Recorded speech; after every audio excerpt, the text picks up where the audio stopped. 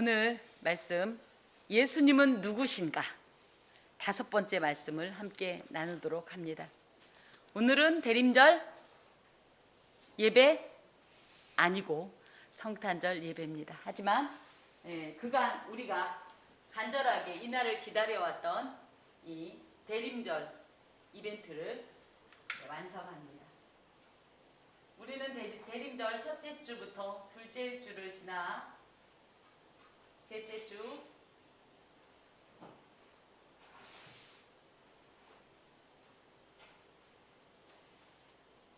셋째 주에 꽤나 오래 머물렀죠. 그리고 넷째 주를 지나 주님의 오심을 간절히 기다려 왔습니다. 우리가 기다리는 주님은 어떤 주님이실까요? 초림, 지금 우리가 흔히 알고 있는 성경에 기록된 그 아기로서 오시는 예수님이 아니라 실제 저희는 이미 오신 예수님, 하지만 그 예수님께서 완성시키실 그날을 기다리면서 다시 오실 예수님을 기다리고 있습니다. 그분은 초림 때에도 그렇고 지금도 그렇고 어둠으로 가득 찬 이 세상 가운데 유일한 빛으로 오신 예수 그리스도이십니다. 예수님은 누구실까요? 하나님이십니다. 우리가 지난 대림절 주간 동안에 받아왔던 또 상고하였던 예수님은 첫 번째 하나님이십니다. 두 번째 예수님은 누구십니까?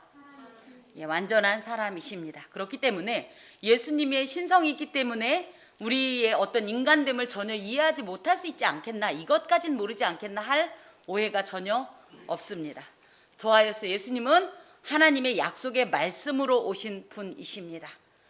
그리고 예수님은 메시아, 즉 구원자로 기름 부음을 받으시고 우리를 구원하시기 위하여 왕의 모습으로, 제사장의 모습으로, 선지자의 모습으로 오셔서 이 모든 사역을 감당하셨습니다. 이제 마지막으로 예수님은 누구신가? 보통 이 성탄절일 때 사실은 저희가 이 성탄절의 어떤 유래, 또 역사, 기원 등에 대해서 살펴보곤 하기 때문에 오늘도 한 번 더 좀 살펴보도록 합니다. 성탄절은 언제부터 지키게 되었을까요? 그쵸? 우리는 태어나면서부터 지켜왔기 때문에 처음부터 지켰던 거 아니야? 하지만 그렇지는 않습니다. 우선 교회력이라는 것이 있어요. 세상에도 달력이 있죠? 그런 것처럼 교회에도 달력이 있습니다. 이 교회력의 기준이 무엇이냐 하면 예수님이 기준이에요. 그래서 모든 어떤 사람의 일대기를 얘기할 때 어디부터 얘기하죠? 태어났을 때부터. 그렇죠? 그래서 교회력의 시작은 예수 그리스도의 탄생부터 시작됩니다. 그러면 성탄절부터 시작되냐? 물론 큰 어떤 이 사이클로 볼 때는 성탄절기부터 시작이 되지만 워낙은 이 성탄절기에 속한 대림절부터가 교회의 이 첫 절기가 되겠습니다. 그래서 교회력은 대림절부터 시작됩니다. 그러면서 예수님의 탄생, 그리고 죽음, 부활, 재림으로 이렇게 완성되는 구원 역사의 사이클을 저희가 매년 반복하여 지키고 있는 것입니다. 그래서 이제 우리가 교회력 할 때 제일 먼저 떠오르는 것이 어찌됐든 성탄절이지만 워낙은 우리 일반적인 그 달력으로 따지면 부활절기가 어떻게 보면 그죠? 예수님의 어떤 이런 생애를 재현하는 사이클 중에 첫 번째인데 이 부활절기에는 그냥 부활절만 있는 것이 아니라 부활절 앞의 거의 7주간의 사순절이 있고 사순절, 그 다음에 부활절, 그 다음에 또 그죠? 이 오순절까지 해서 약 또한 몇 주라고 해야 될까요? 하여튼 50일간의 오순절. 그래서 물론 이때가 오순절이지만 그래서 부활절을 가운데 두고 사순절과 오순절 요 전체를 부활절기라고 합니다. 이런 첫 번째의 사이클이 있고 두 번째 사이클이 뭐냐면 바로 이 성탄절기예요. 그래서 성탄절을 앞두고 다 저를 보세요. 자, 이렇게 성탄절을 앞두고 성탄절 4주 동안의 대림절, 그죠? 저희는 보통 이렇게 성탄절 하면 끝나죠. 하지만 잠시 뒤에 설명하겠지만 이 성탄절이 서방교회의 영향으로 받았기 때문에 우리가 12월 25일로 지키는 것이고, 사실은 동방교회는 1월 6일을 이 주현절로 지키면서, 그래서 이렇게 주현절까지를 성탄절기로 봅니다. 그래서 크게 교회력은 두 덩어리로 나눈다. 부활절기와 성탄절기. 원래 초기 교회에서는 성탄절기를 크게 이 부각시키지 않았어요. 그러면서 부활 주기에만 큰 의미를 두었었습니다. 그러다가 우리가 방금 이 고백한 아타나시우스 신경 속에도 여러 번 고백되듯이 AD 3에서 4세기쯤에 기독론에 대한 온갖 이단들이 난무하기 시작해요. 그래서 기독론, 그러면 그리스도론 할 때 여기서 가장 강조될 것은 물론 당연히 예수님은 누구시다? 하나님이시다. 그래서 이 예수님이 하나님이시다라는 것을 부정하는 또 이런 어떤 이 이단이 있었고, 또 예수님은 누구시다? 사람이시다. 그래서 예수님이 사람 되심을 부정하는 이단들이 난무했어요. 그러다 보니까 이에 대해서 방어 내지는 신앙 고백의 확실성을 갖기 위해서 예수님의 성육신을 기념하는 성탄절기가 그때부터 부각이 된 겁니다. 그것이 약 AD 274에서 336년경, 그러니까 쉽게 말하면 초기 교회가 이렇게 창립되고 나서 거의 300년 가까운 시간 동안에는 성탄절기의 개념이 없다가 그렇게 생겨나게 된 것입니다. 그러면서 이때부터 고백되어졌던 어떤 신앙 고백이 우리가 함께 오늘 아침에 방금 전에 고백하였던 아타나시우스 신경인데요. 이것은 예수님의 성육신적 사역을 강조하는 어떤 그런 신경으로, 특별히 성만찬이 예수 그리스도의 어떤 사역과 그 사역의 효력과 관계가 있기 때문에 성만찬 예식일 때 아타나시우스 신경을 고백하고, 이런 성탄절이나 사실은 부활절에도 아타나시우스 신경을 고백하곤 합니다. 아쉬운 것은 이제 여러 개신교에도 여러 교파들이 있지만은 이런 어떤 적절한 신경들을 많이 저희가 소멸시켰다는 것에 있습니다. 그래서 저희는 보통 신앙 고백하면 뭐만 떠오르죠? 사도신경이라고 하는데, 이것도 워낙은 니케아 신경이라고 해서 니케아 신경을 하나의 이 원본으로 해서 거기에서 일부 편집한 내용이에요. 그래서 저희는 이 사도신경이 신앙 고백의 정수다, 전체다라고 얘기할지 모르지만 그렇지 않습니다. 그때마다 우리가 다시 한번 우리의 믿음을 온전케 하고, 무엇보다도 대외적으로도 우리의 믿음을 온전하게 이렇게 선포하기 위해서 필요했던 다양한 신조들이 있어요. 그래서 신경만, 그러니까 신조 내지는 신앙의 고백을 얘기할 때 사도신경만 이야기하면 어떻게 보면 저희가 참 모르는 겁니다. 당장 대표적으로 이런 아타나시우스 신경도 있지 않습니까? 그런데 이제 교회가 점차 어떻게 보면 조금씩 발전이라고 해야 될까요?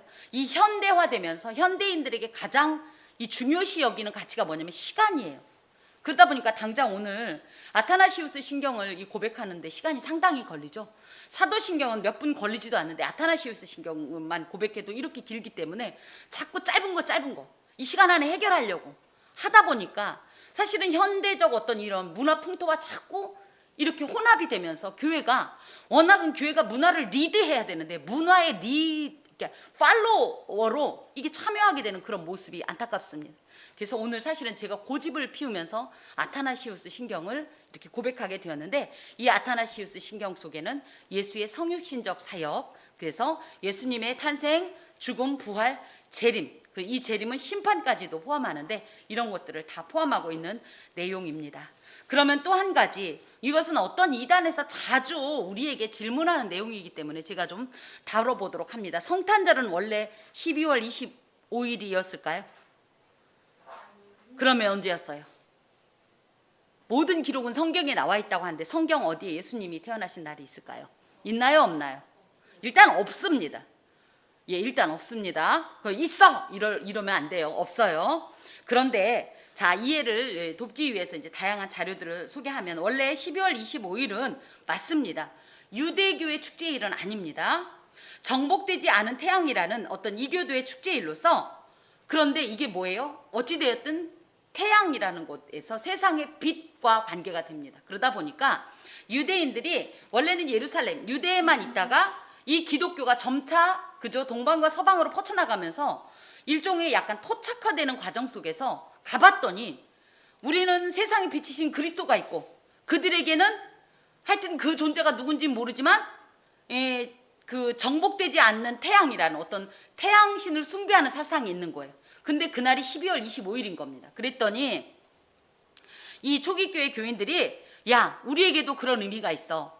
말라기서 4장 2절에 보면 의로운 해라는 표현이 있고, 요한복음 8장 12절에 예수님께서 나는 세상의 빛이라고 말씀하셨어. 그렇기 때문에 우리의 이 참 태양이신 예수 그리스도의 이 탄생일이 날짜만, 그러니까 외형만 이 12월 25일이지 이 날을 먹어버리는 건 아무런 문제가 없다. 그리고 그 중에 그들에게도, 그들은 정확하게 이 정복되지 않은 태양이라는 의미는 잘 몰랐는데 그 의미가 바로 예수 그리스도다 하면서 교회가 점점 강성해지면서 이 날을 쉽게 얘기하면 포함을 시켜버렸습니다. 그래서 12월 25일을 성탄절로 저희가 지키게 된 것이에요. 그러면 이야기합니다. 그야말로 이제 이것에 시비하는 이단들이, 그러니까 너희들은 성서적으로 신앙생활을 하는 것이 아니다. 하지만 이것에 대한 또 이 성서적이진 않지만 유대교적 기원을 제가 좀 소개하려고 합니다. 이 토마스 탈리라는 교회력 전문가에 의하면 기독교의 많은 절기들은 유대교적인 기원을 갖고 있어요. 맞지요? 그래서 구약의 어떻게 보면 유월절이 예수님의 이 부활과 그죠? 다 연결이 이렇게 됩니다. 그런데 예수님의 탄생일도 그러면 관계가 있을까? 자, 이것은 예수님의 수태고지와 관련이 됩니다. 예수님의 수태고지가 뭐예요? 누가복음에 보면, 또 마태복음에 보면 천사가 나타나서 마리아한테 뭐라 그러죠? 물론 마태복음엔 요셉과 얘기하지만 마리아에게 네가 거룩한 이의 능력으로 덮임을 받으면 성령으로 잉태한 것이 나타날 거다, 이런 표현을 한단 말이에요. 이게 수태고지인데 요때 임신이 됩니다. 그런데 유대인들은, 위대한 예언가나 선지자들은 태어난 날과 죽는 날이 같다라고 생각을 했어요. 이것은 뭐냐면 태어난 날이 시작점이고 죽는 날이 마무리라고 할 때 이 삶이 완성됐다라는 어떤 이런 개념으로 태어난 날과 죽는 날은 같은 날이다라고 생각을 했어요. 그러면 예수님도 유대교적으로 굉장히 위대한 예언가고 선지자이시라고 할 때 이분도 태어난 날과 죽는 날이 같을 거다. 그렇죠? 그러면 예수님이 태어난 날에 대한 기록은 없는데 예수님이 돌아가신 날에 대한 기록은 있습니다. 자, 이것을 서방교회는요, 예수님의 죽으시던 해의 성금요일은 3월 25일이었다라는 것을 밝혀냅니다. 그러면 예수님이 죽으신 날이 3월 25일이면 예수님이 임신된 날이 언제다? 같은 날이라고 그랬잖아요. 이해가 되세요? 예수님, 그러니까 누군가가 죽은 날이 임신된 날과 같은 날이라고요. 그렇게 이들은 생각을 했어요. 그러면 예수님이 3월 25일에 죽었으니까 언제 임신됐다, 예수님은? 3월 25일에 임신이 된 거예요. 그러면 여기 뭐 의료인도 있습니다만 3월 25일에 임신됐으면은 이때부터 보통 우리나라는 10개월이라고 하는데 보통 몇 개월로 계산돼요? 9개월로 계산이 됩니다. 그럼 3월 25일 더하기 9개월은 며칠일까요? 이렇게 어떻게 보면 유대교적 배경으로도 얼마든지 설명은 가능합니다. 사실 저희는 그걸 그렇게 중요시 여기지 않는데 굳이 별로 중요하지 않은 문제 갖고 이렇게 시비를 걸 때는 우리가 이런 유대교적 배경을 설명할 수 있습니다. 방금 제가 서방교회라는 표현을 했는데요.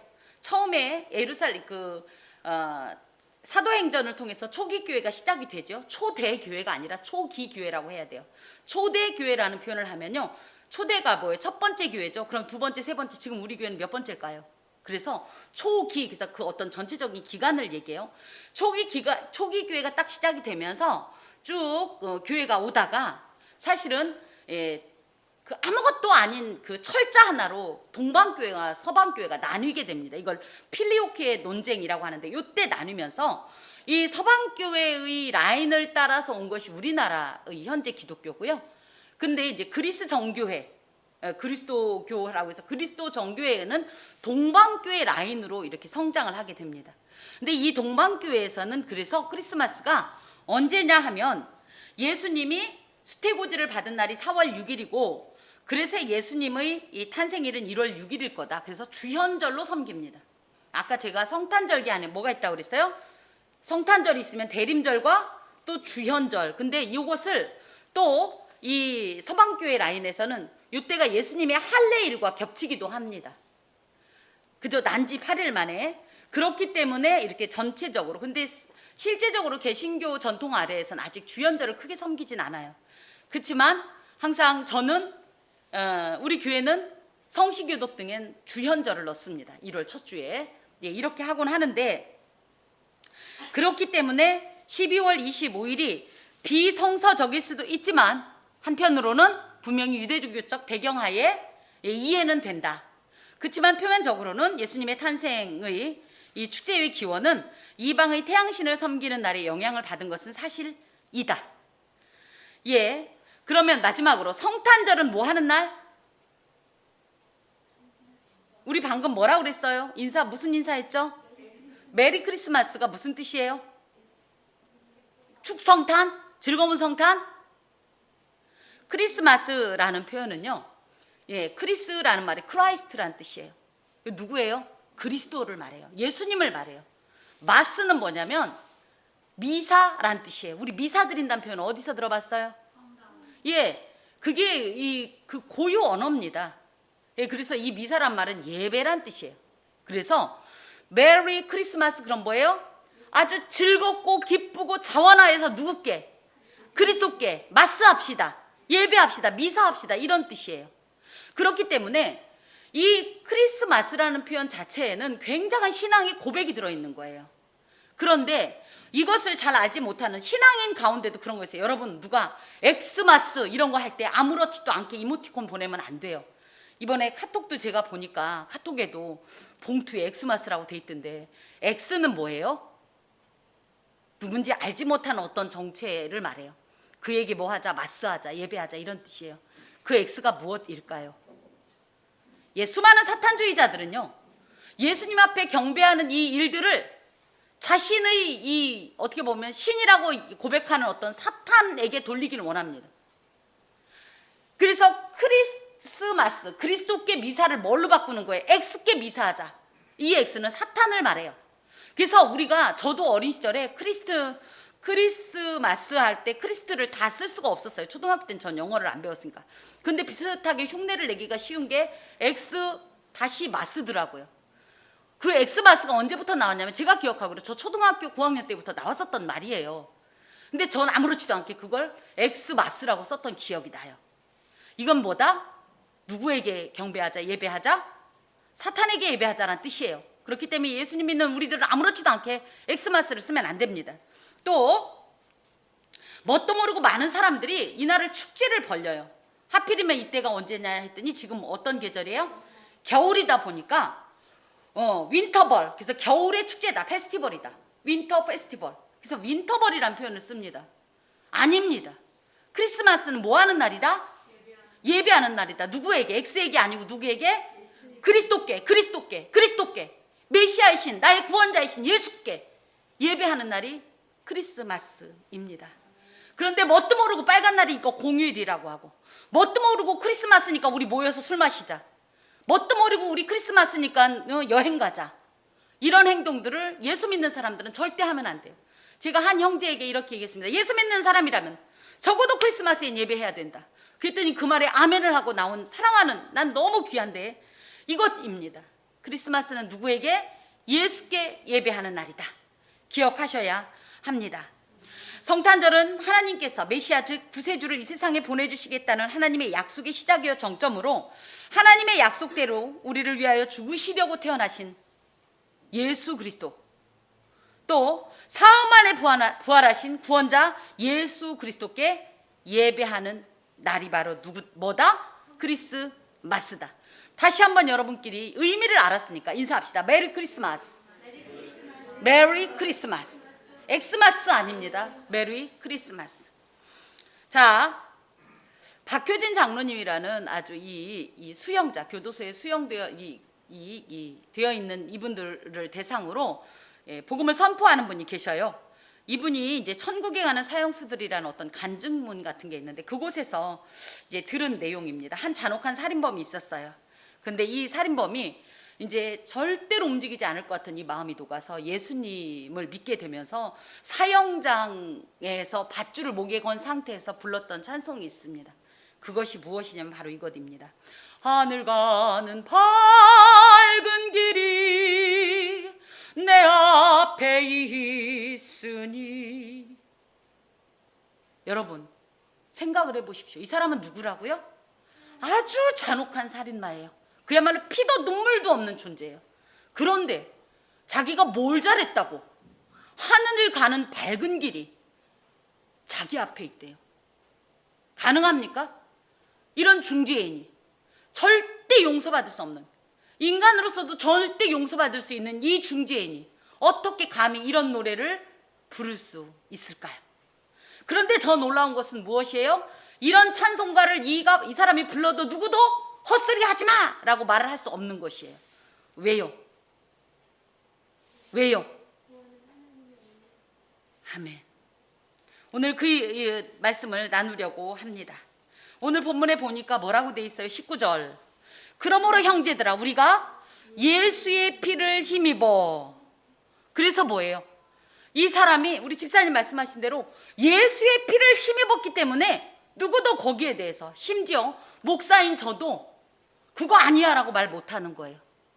이 잔혹한 이 살인범으로 사형을 당하는 이 사람이 하늘 가는 밝은 일이 내 앞에 있으니 나는 부족하여도 영접하실 터이니, 이런 아주 건방지고 말도 안 되는 고백을 하는데 그것을 말릴 수가 없어요. 왜요? 가능하니까. 무엇 때문에 가능하다? 예수의 피를 힘입으면 가능하니까. 본래 우리가 하나님께 나아가던 길이 원래는 어떤 상태였어요? 열려있는 상태였어요. 자, 고개를 드세요. 눈 감지 마세요. 너무 중요한 메시지이기 때문에 절대 말씀을 놓치지 마십시오. 원래 하나님께 나아가던 길이 있었어요. 원래 열려 있었어요. 아니, 열리고 닫히고의 개념이 아니었어요. 지금 우리 소위 말하면 기도하고 나서 응답받기가 쉬워요, 어려워요? 아니, 빨리 대답하세요. 쉬워요, 어려워요? 내가 기도하면 하나님 응답 즉각 해준다. 빨리 손 드세요. 아무도 없잖아요. 아멘, 아멘. 그런 자매도 있습니다. 쉽지가 않은 이유가 뭐냐? 하나님은 반드시 응답을 하시는데 중요한 건 뭐예요? 길이 막혀서, 우리 귀가 막혀서 못 들어요. 보여줘도 몰라요. 쥐어줘도 몰라요. 이런 존재로 전락이 됐어요. 원래는 그렇지 않았다.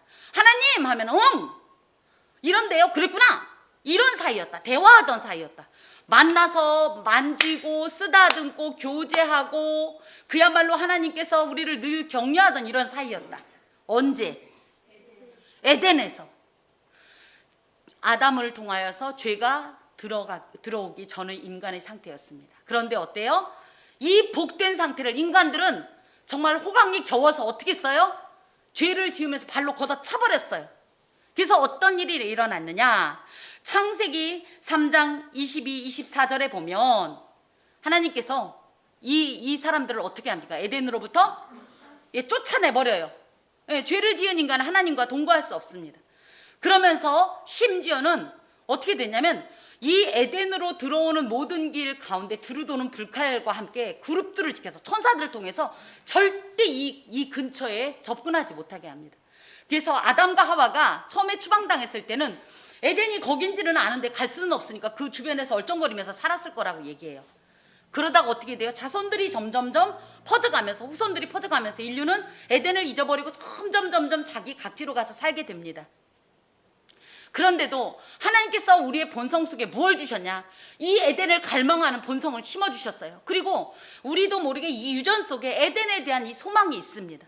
그래서 인간들은 어떤 행동을 하느냐면, 야, 이 에덴으로 돌아가자, 어찌됐든 이 에덴을 회복하자, 탈환해보자, 이런 마음으로 창세기 11장에 보면 바벨탑을 쌓습니다. 그래서 바벨탑을 쌓았을 때 그들이 어떤 말을 하냐면, 야, 이걸 하늘까지 쌓게 해서 우리가 올라가보자, 이런 표현을 합니다. 하지만 하나님께서 닫아버리신 길은 다시는 하나님이 열지 않으면 열리지 않는 이런 무서운 원리가 있습니다. 그래서 아무도 열 수가 없었어요. 그러다가 이제 그 사이에 수많은 어떤 이제 에피소드들이 있지만 우리가 이제 지나온 레위기를 보면 레위기 16장에 보면 성소의 휘장 안 법궤 위 속죄소나 그곳에 아무 때나 들어오지 말라. 그래서 죽음을 면하라. 이런 표현이 있어요. 무슨 얘기냐면 하여튼 길은 열어줬는데 그 길은 아무나 들어올 수는 없는 길이에요. 또 아무 때나 들어와도 안 돼요. 그런 길 하나를 만들어 주셨어요. 그것이 뭐냐면 굳이 말씀을 드리면 성막입니다. 우리가 출애굽기 레위기를 통해서 성막 얘기할 때 아이고 지겨워. 근데 그게 그렇게 중요한 거예요. 그래서 유대인들은 성경을 제일 처음 배울 때 우리는 창세기 재밌죠? 이들은 뭐부터 배우냐면 레위기부터 배운다는 거예요. 그래 하나님께 나아가는 길을 알기 때문에 제사가 하나님께 나아가는 어떤 길이고 방법이거든요. 그래서 이렇게 만들어 주었지만 중요한 건 뭐예요? 아까도 말씀드렸듯이 아무나 들어갈 수 없다. 일반인은 물론이거니와 일반 제사장도 못 들어가요. 오직 그나마 지성소 안에 들어갈 수 있는 존재는 누구만 들어갈 수 있냐면 대제사장만 들어갈 수 있어요. 그것도 1년에 몇 번? 예, 그래서 한 번이라는 표현이 이제 사실은 레위기 16장을 보면 단 한 번이냐 그렇진 않습니다만은 1년에 하루라고 하겠어요. 그것도 딱 정해진 이 번수만 들어갈 수 있습니다. 횟수만. 그러면서 들어갈 때 스스로 혼자 당당하게 못 들어가요. 뭐를 갖고 들어가야 되냐면 자기를 위한 속죄의 송아지의 피를 갖고 들어가야 될 정도로 그렇게 엄격하게 하나님께 나가던 길은 차단되어져 있었습니다. 그러다가 하나님께서는 이 모든 길을 열어주시기로 작정하셨고 그렇게 해서 보낸 분이 누구시다? 예수님이십니다. 그래서 이 예수님은 하나님이시고 참 인간이시고 약속의 이 말씀 자체이시고 또 메시아 구원자이신데 이 예수께서 오셔서 길을 내주셨습니다. 이 길을 내주셨지만 문제는 뭐예요? 길을 내주면 뭐해? 들어갈 자격 자체가 안 되는 걸. 그치요? 그래서 봅시다. 거기에 보니까 뭐라고 해요? 우리가 예수의 피를 힘입어 성소에 들어갈 담력을 얻었나니. 이게 자격이란 얘기예요. 담력이란 말은 무엇이냐면요, 파르레시아라는 말로써 완전한 시민이, 그러니까 우리나라는 시민권자의 이 개념이 별로 없지만 우리가 소위 말하면 저 태평양 건너에 미국이란 나라는 우리가 제일 먼저 거기 가서 거주하려면 뭐가 필요해요? 첫 번째, 적어도 영주권이 있어야 되잖아요. 그죠? 근데 이 영주권은 어때요? 수시로 얘는 임시 거주자예요. 그렇기 때문에 뭐가 필요해요? 시민권이 필요해요. 이런 시민권자들은 그 체제 안에서 국가 체제에선 국가가 허용한 모든 권리를 누릴 수가 있습니다. 그런데 놀랍게도 이 시민권자, 즉 이 자유민의 권리를 이 담력이란 말이 가지고 있어요. 그래서 나는 누구냐면 이 땅에 살지만 빌립보서 3장에 보면 우리의 시민권은 하늘에 있는지라. 그래서 원래 우리는 하늘에 시민권이 없던 자예요. 영주권도 없던 자예요. 그런데 하나님께서 놀랍게 예수 그리스도를 통해서 예수 그리스도의 피를 힘입어서 우리에게 이 시민권자를 발급해 주십니다. 그러니까 뭐예요? 시민권을 발급해 주십니다. 그러니까 우리가 시민권자로서 이제 하나님 앞에 나가서 당당하게 발언도 하고 하나님과 이야기도 하고 도움도 요청하고 울기도 하고 웃기도 하고 찬송도 하고 예배도 하고 이 모든 것이 가능해졌다라는 사실이에요. 그러니 세상에 그런 흉악한 살인범이 뭘 잘했다고? 하늘 가는 밝은 길이 내 앞에 있으니 라고 얘기할 때 누구도 아니야를 말을 못하는 거예요. 왜요? 누구든지 예수 그리스도를 주라고 시인하면 이 시민권이 나오기 때문입니다. 그래서 그간 이 하나님 앞에 나아가던 길이 지금도 어떤 상태였다? 예수 이전에는 어떤 상태였다? 막힌 상태였다. 막힌 게 그냥 저 길 아는데 저 길을 뚫을 수가 없다 이런 개념이 아니라 아예 아무리 찾아도 입구를 못 찾는 그런 상태였어요.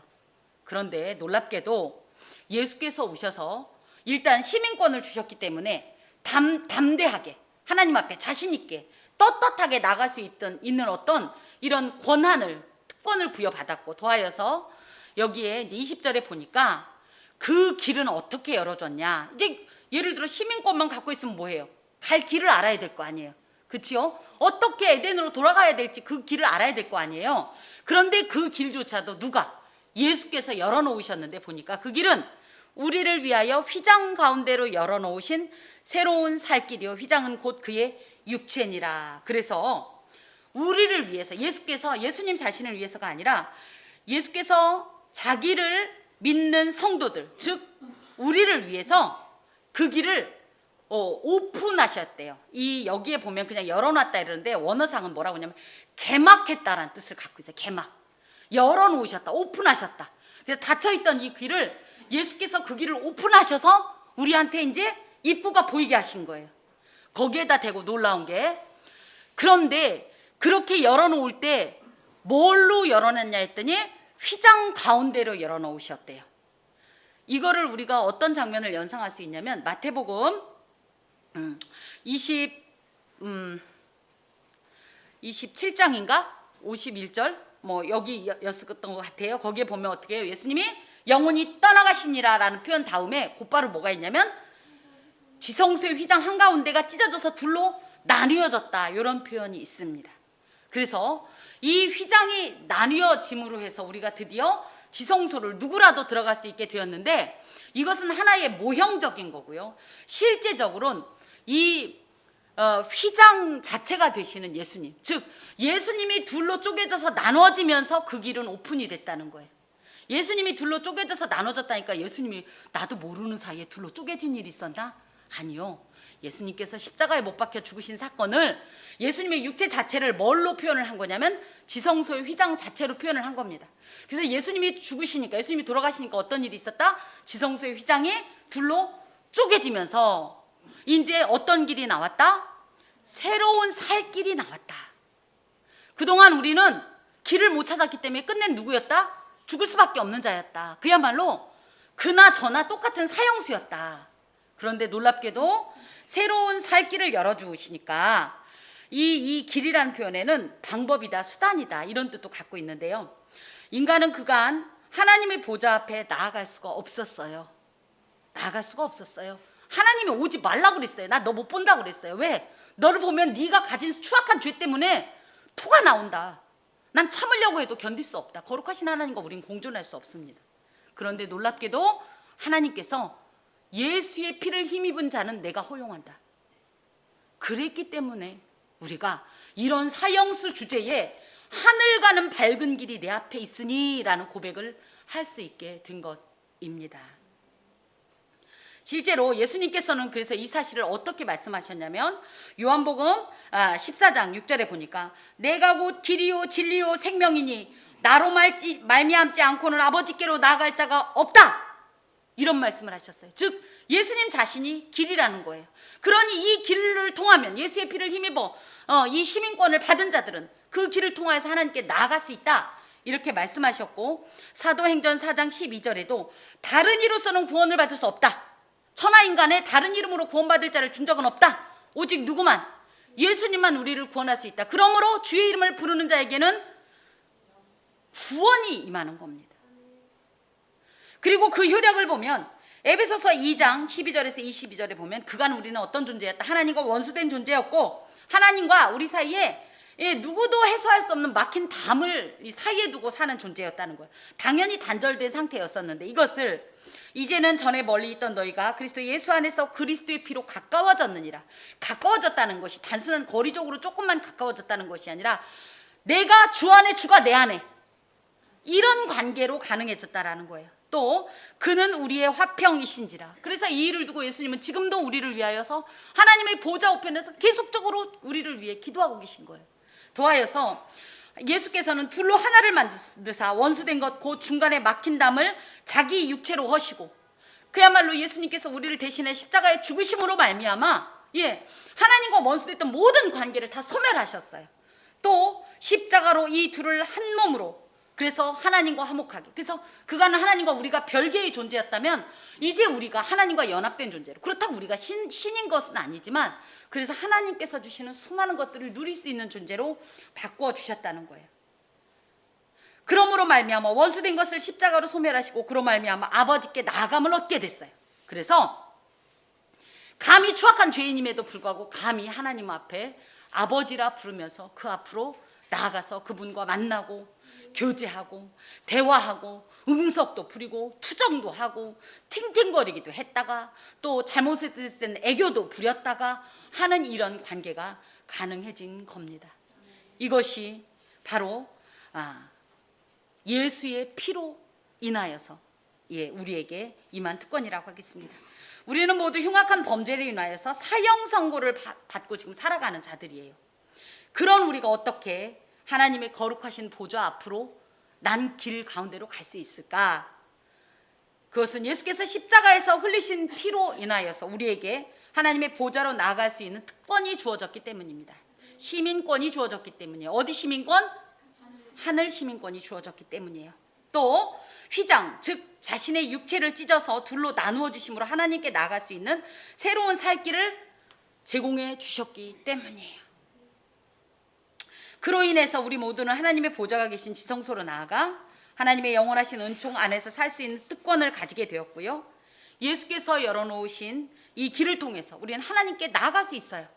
그리고 소망을 잃었던 우리는 이제부터 그 하나님 나라의 시민권으로서 누릴 수 있는 최대한의 모든 것을 누릴 수 있는 존재가 되었습니다. 이 일을 위해서 참 신이신 예수께서는 인간의 모습으로 이 땅에 오셨고 하나님의 약속의 말씀인 창세기 3장 15절 원시복음, 원복음, 근원적인 복음을 완성하셨습니다.